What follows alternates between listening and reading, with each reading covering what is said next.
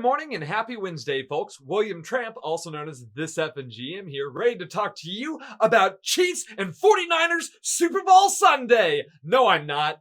I'm here to talk to you about Encounter Party. Encounter Party aired last night.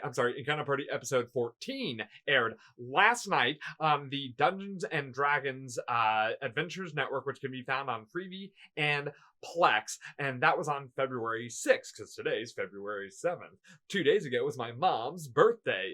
That doesn't really matter here. But either way, this was a fun episode because we're having a dinner party. But if you're not interested in hearing about this dinner party, I would strongly recommend checking out one of my other videos like that one. That's a really good video. Also, if you don't want to deal with spoilers, go check out that video, because this particular video about episode 14 of Encounter Party is going to be filled with spoilers. All right. Well, if you're okay with spoilers and you don't feel like watching that video, then buckle up, because we're going to talk about this episode. Hit it, Tommy! Wait! I was told this was a Super Bowl party, not an encounter party. That is okay. I can stick around. I am not too chicken. Okay, here is Will again. Episode 14, The Dinner Puzzle, begins with Olivina walking home from the Almori estate, where she has just learned that Menegus Almori is dying. Well, as she approaches the Erickson Manor, she notices that there's a number of police guards who are there due to the events of the play earlier that evening, and she also is greeted by Tolo, who hops off of the roof. He'd been keeping watch, and she explains to him the situation. Well, there's a touching moment there, and then they take a long rest. The next day, they are visited by our very favorite NPC, the Elven Majordomo from Patriarch Mallory Temperance's estate. You remember that guy, right? Well, we learn his name. It's Duncan! Duncan visits to extend to them an invitation to a dinner party at the Temperance Manor. And so the group decides that it's time to go shopping, because you can't just go to a dinner party in the clothes that you typically wear, blood-stained armor and such. You shouldn't. I'm talking to you, my own players, if you're watching this. Anyway, they had to do a shopping trip. Well, only Asher is really interested in getting a brand new outfit. The rest seem to kind of piddle around a little bit on that subject. This is some pretty standard D&D stuff. Spend money on something like clothing?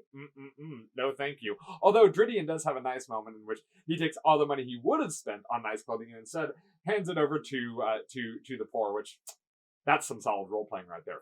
Tolo, on the other hand, grabs himself a potion, because you should always grab a potion on a shopping trip. From shopping, we head to dinner. When the group arrives at the manor, they are let in, where they discover that they can't just bring Olred around, because that tiny owlbears are not good for dinner parties, it turns out. So Duncan informs them that Olred must go somewhere else. So he takes, we also meet Patriarch Mallory Temperance.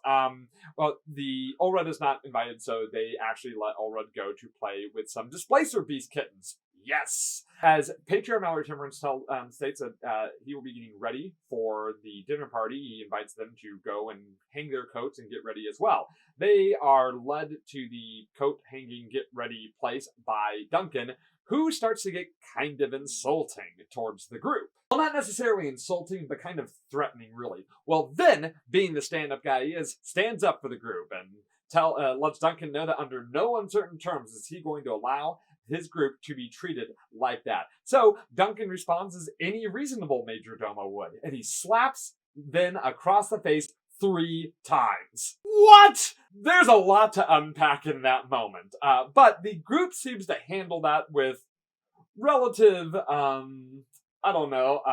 grace, and move on to dinner. Dinner is not exactly what they expected, and we as viewers get to see as the table, the literal table, is set up with their forks and knives and all that jazz to simulate a fine dining experience. Except here's the thing, there are no forks or spoons or knives. There's a bunch of very strange looking metal implements. Absolutely no idea where they got these or what these are for, and neither do the players. Well, Brian then explains that this is a fine dining encounter. So in this encounter, it's a puzzle encounter. In this encounter, the idea is that they're going to be served food, and the players need to figure out what is the proper utensil and how to use the proper utensil. Not just what to use, but how to use it to ensure that they can get through each individual course.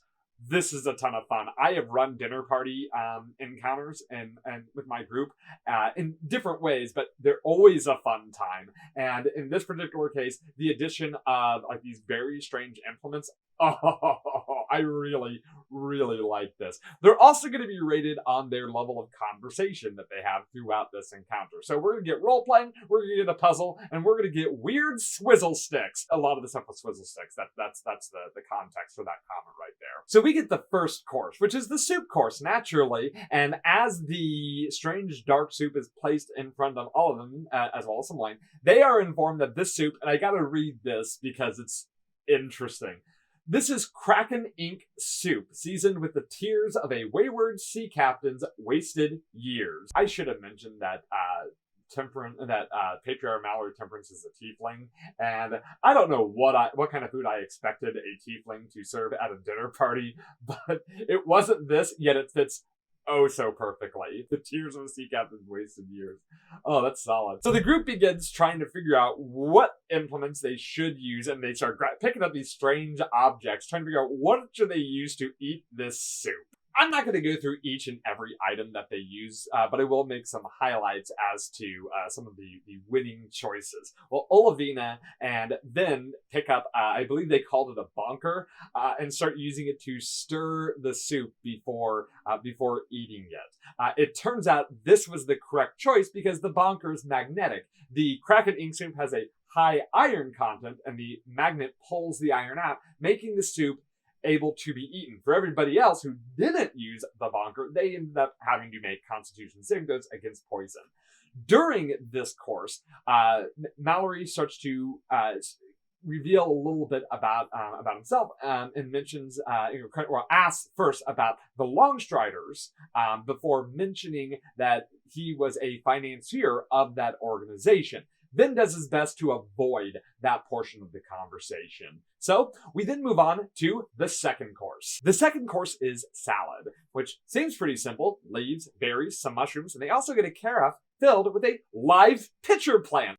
What? Asher and Tolo kind of make some knowledge check, see if they can maybe glean something about this meal before they begin. They succeed, but we are not told anything about it. So they kind of hold that successful knowledge check in reserve. Anyway, there's also a custard yellow cream. I should mention that as well. Well, anyway, as they start to go to eat the meal, a radish and a mushroom on each of their salad bowls or plates or whatever start to animate and then start to duke it out to the death, which is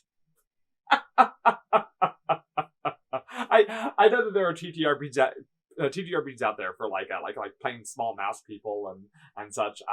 And I want small vegetable people, the tabletop RPG. This is what I want. Somebody make that! The group starts trying to figure out what objects to use. Most of them trying to take the fork-like device and trying to use to stab either the radish or the mushroom. Tolo, on the other hand, decides to take the kind of a vinaigrette and pour it onto the radish. Well, the radish just eats it all up and becomes super duper energized and then starts going to town on the mushroom. So Tolo then goes ahead and eats the mushroom, picks up the mushroom and eats it before finishing the rest of the meal. Turns out this is exactly what was supposed to happen. I don't know how he fully guessed that. I don't remember exactly what clue he was given, but he just picks up the entire series of events, and it's because it turns out that a lot of this is poisonous, but the mushroom itself sort of negates that poison. Again, the group has to make poison saves for those of them who failed, and then this time absolutely succumbs to that poison. So he's getting very ill. Just so we're clear, the poison condition doesn't necessarily mean that Patriarch Mallory Temperance is poisoning the party and they're all just accepting it. I think it's really more supposed to represent if they are able to eat this food without getting ill. And the poison condition is basically the ill condition. Okay, so let's move on to the third course, which is the pasta course. Obviously, this should be pretty simple. Of course, this pasta course is a little bit different, as it involved a bacon, cream, pasta, and a rock egg. Now, I know some of you may have heard me say rock egg and think I meant a big rock, but in Dungeons & Dragons, a rock is a giant, like this massive eagle, right? R-O-C, rock. This massive eagle, like the size of a city block if you include its wingspan. And so there's a rock's egg that is involved in this pasta. So this is going to be interesting. Now, everyone in the group seems to grab the same two implements, trying to figure this out, which are a set of tongs and then kind of a swirly circular thingamajig. Asher nails it because what happens is that this rock's, I'm assuming the rock's egg causes the pasta to start floating in the air, and she uses her tongs to hold it down, and then the circle implement to kind of wrap it all up to keep it from being able to get away. So she nails it. Now, Patriarch Mallory Temperance starts asking some questions of Dridian. Specifically, he asks why he's in town. Dridian admits that he's searching for a stolen family heirloom, but doesn't get too specific as to what he's looking for. Temperance mentions the magic item fiasco that's happening in town, which we discussed back on the Full Moon Investigation episode. And Dridian does admit that it is a missing weapon. They talk and then a little bit about the future. Not their future, the future. You know, the cult. Next is the main course, and they are presented with an empty plate. They are informed, though, that that not all is as it appears, as this is the Wish Fish Fantasy Fricassee. They're not told really what exactly that means, but the group launches into wishing for the type of food that they would like to see on their plate. Some ask for Sunday, some ask for other types of fish. I think Flick actually jumps in and casts an illusion after wishing for a cod over wild rice, and then actually creates the illusion of cod over wild rice using his minor illusion spell. During this portion of the conversation, Mallory then starts to ask them about the reopening of the play. Hey, remember when they came to Patriarch Mallory Temperance's home and spoke to Duncan the first time? And Duncan said, you can open the play as long as you can assure that it's safe. So this line of questioning, yeah, there's somewhat of an accusatory tone coming from Mallory on this. Olavina explains that it was a trap meant to catch the culprit involved in the future, and maybe hopefully using that to find Asher's sister. They tell him about the Velveteen Mask attack, and then Temperance brings up their crimes. Because, well, they weren't supposed to do any of this stuff, so this is technically an illegal operation that they just performed. Asher does inform him of her family involvement, and then Temperance admits that this is the real reason that he invited them all to dinner, and then calls for dessert. The dessert are 4 jellied candies: blue, black, gray, yellow, and some wine. They are informed that this is a flight of jellied oozes. I don't know if any of you know anything about oozes from Dungeons & Dragons, but sentient oozes in Dungeons & Dragons are never a good time. Actually, as a dungeon master, they're a great time. The group launches into how to eat these jellied candies, except for Olavina, who just flat out says, I'm allergic to oozes, which is just a great way to say, I can't even. I'll just fail this one. I love it. The group tries to figure out maybe there's a proper order to eating this or something, but then kind of nails it by dipping them all in wine before he eats them. So we'll see a lot of the oozes are kind of acidic. So the wine I guess the wine sort of neutralizes that. Tolo would have won this puzzle had he not dipped them all in the wine, but then ate them all at the exact same time, which then caused him to go blind. At this point, the points are tallied. See, we're not really looking for a winner from this, just so we're clear. This is not a puzzle to see who's the best eater of dinner. This is more a group effort to see if they can get to some sort of outcome that they would want from Patriarch Mallory Temperance. Now, on this side of the dungeon mastering, on the player side, we don't know what all the possibilities were.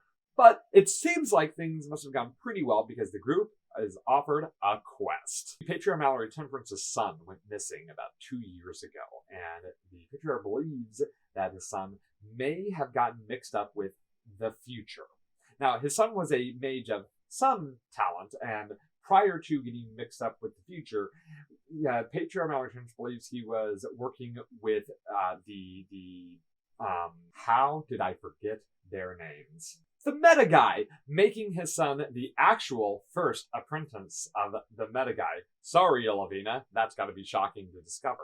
Well, it turns out it's still okay because the son apparently may never have even gotten to work with a meta guy in the first place before getting mixed up with the future. Now, again, it's been 2 years since the patriarch has seen his son, so he doesn't have a lot of information to give as to the whereabouts and such. But he does offer the group a stupid amount of money to bring back his son. Hey, rich patrons for quests, always a good time. Maybe not so much on the dinner aspect, though.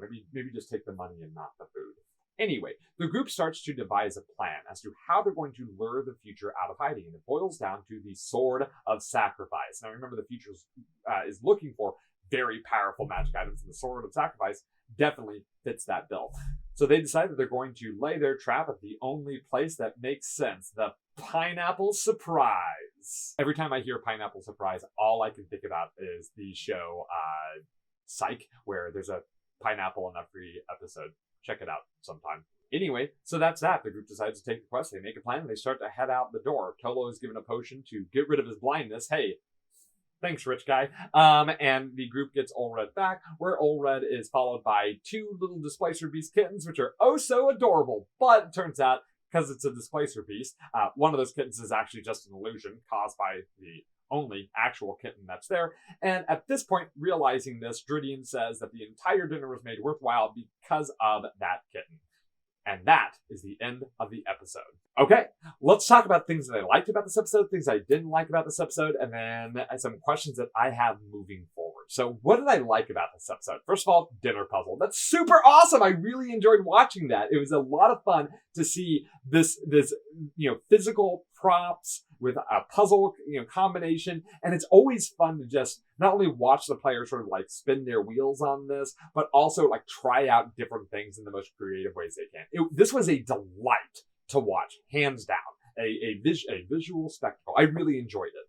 Now, one thing I did appreciate is that they could make some knowledge checks if they wanted to kind of get some hints towards it, but they couldn't just solve the entire puzzle based off of one skill roll. And I truly appreciated that. That's good encounter design when it comes to having fun at the table. What else did I like about this? I like that there are some consequences for the group's actions. They were told not to open that play until it was safe. And as a result of that, there was a very tense conversation between them and the person who was, kind of running the play, or at least financing it. A very tense conversation. And who knows what could have happened had they not chosen to go the path opening the play without making sure it was safe. I don't know, and I am, of course, curious as to what could have happened, but we are left with what did happen. So it felt like there's a consequence for doing that, and I always appreciate a game that involves consequences for the choices, the deliberate choices that the players make. So, hey, nice one. I like the Displacer Beast kittens. I wish Of course, I also enjoyed the Displacer Beast kittens. Who doesn't enjoy Displacer Beast kittens? Those are adorable. Little tiny tentacles on their backs as they slap around. They look like little purple panthers, but with these tentacle things, and they can create duplicates of themselves. What a horrifying pet to have if you really think about it, but delightful to me. Okay, what didn't I like about this episode? Duncan slapping Zen. Okay, let me explain why, a couple of reasons why. Okay, so what didn't I like about this episode? Duncan slapping Zen. That was such a weird moment as a dungeon master watching this. Okay, so here's the thing. Sometimes dungeon masters will do something to try to show off how badass a particular NPC is. This is someone not to screw with. And sometimes they do this in such a way that has the NPC do something damaging to a player, right? In this particular case, Duncan, who is very clearly a high-level monk, was able to pull off 3 very strong slaps across Ven's face. Number one, it was kind of jarring.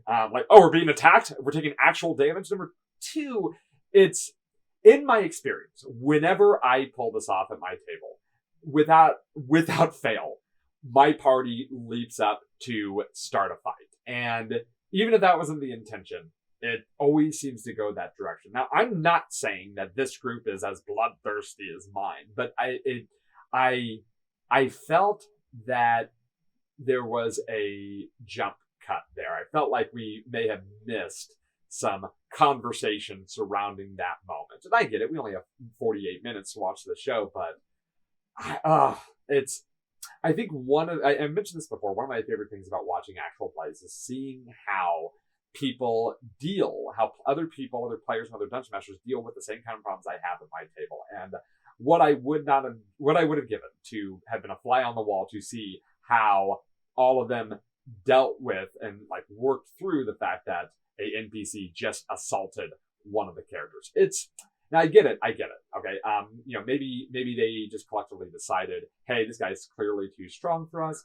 Maybe they decided this isn't worth getting into a fight about. Maybe they are all aware that in certain cities and like Forgotten Realms or other fantasy worlds, the nobility and the people who work for the nobility have way more power than the average person, right? So, maybe they can get away with slapping around some characters and such. I don't know. It was a really jarring moment. I'm just going to be honest about that. What do I want to know? What am I interested in? I'm interested in learning more about the sun. Like, what was the sun?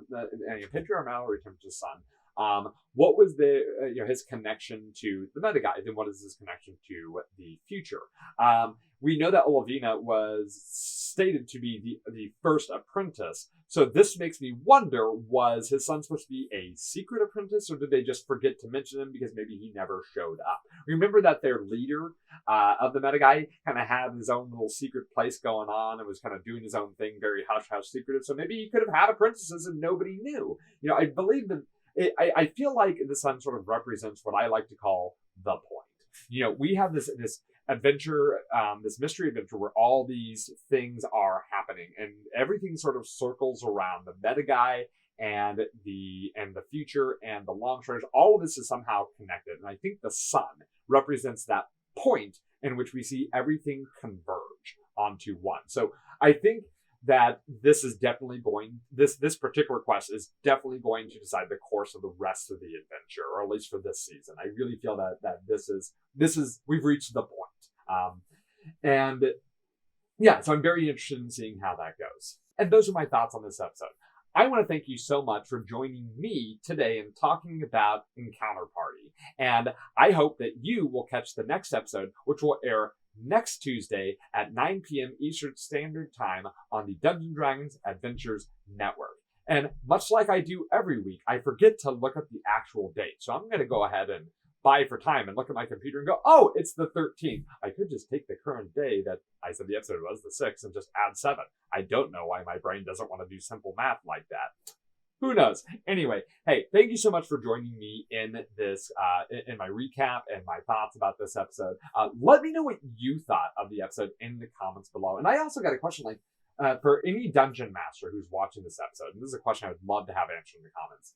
How do you handle trying to show that an NPC is someone who is not to be trifled with, right? Like, how do you get that across? Do you also go for the, let's make an attack that's not intended to kill, but that's intended to show power? Or do you have some other method that you use to kind of get your players in the know? Wildly curious on your thoughts on this. Anyway, go ahead and hit the like button, hit the subscribe button. I would deeply appreciate that. Otherwise, I really look forward to seeing you next week when we talk about Encounter Party.